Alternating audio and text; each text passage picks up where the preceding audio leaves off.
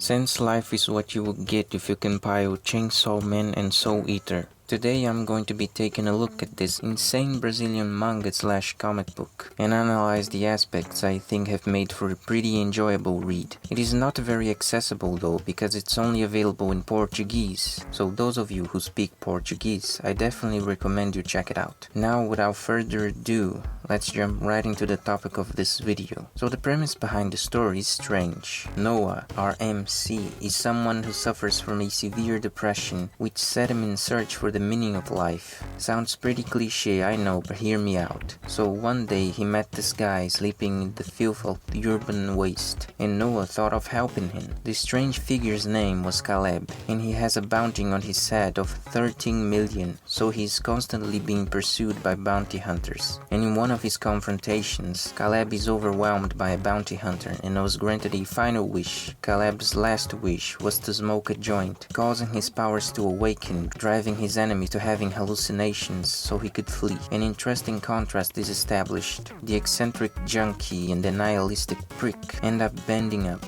and much like Soul Eater and Chainsaw Man, the artwork is very characteristic of the author. The stylish visuals are clearly inspired by Soul Eater, especially the elements that convey madness, black humor, controversial themes. They are tackled brilliantly with a little bit of sarcasm sprinkled in for good measure, and what made it very appealing for the Brazilian audiences is the familiarity of the dialogue, with countless Portuguese dialects adopted by the several criminal factions that rule over the favelas. The habit of normalizing the uncanny makes room for creating funny and over-the-top situations out of insane and morbid moments. As you read more and more of this, you'll notice those same elements I mentioned before get doubled down, making clear the author's unapologetic approach towards society. Mangakas and comic book artists in general have trouble finding the perfect balance for a good artistic identity, but since life has nailed it in my opinion. And what I find unbelievable is that Caio Ulysses, the author and writer, is only 19 years old, and I think all of us can appreciate the attitude of the publisher Otaku of giving novices a shot to show their talent, especially young people who have to juggle college and drawing. By no means am I saying it's perfect, but it's no amateur work either, and the amount of content available is more than enough to determine what are the core essentials that make great storytelling. If you're a fan of juvenile humor with slang verbiage and a story packed full of bloody action and with striking visual identity, Since Life is definitely for you. It is available online for free anyway, so what's not to like about it? After all, an artist without an audience is as good as the AIDS virus in a pandemic.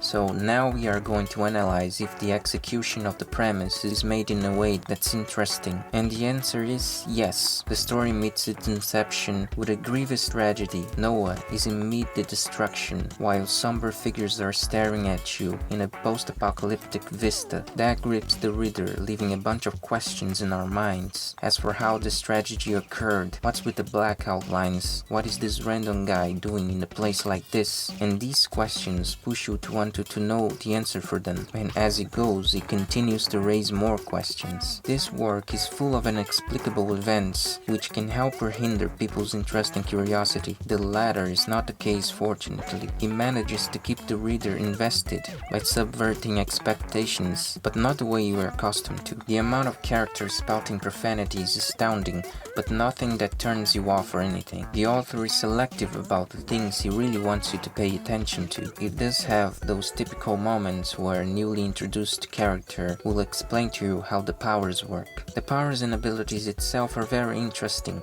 but they lack subtlety in their presentation, which ruins the mystery, especially in the beginning, when the audience will accept anything the story throws at them, even though the things you presented may contradict themselves later on. Like Naruto being the poster boy of success achieved with hard work, when he was the reincarnation of Asura Otsutsuki all along. Certain parts of the first chapter felt a little redundant. For example, some forced exposition to the lore that was done way better in chapter 2. Not much context is given regarding where we are, how the characters interact with the world, or how the world is affected by them. And some things that despite being very cool just seem to have come out of nowhere. And mind it, we are talking about a world with bounty hunters, criminal factions, buildings falling out of the sky, powers and etc. A very notable final aspect that Sense Life has adopted is the lack of backgrounds, which reminded me a lot of the Bleach manga, which I don't think is a problem by the way. If you enjoyed the video, like, share and subscribe for more manga analysis just like this one. That being said, see you next time.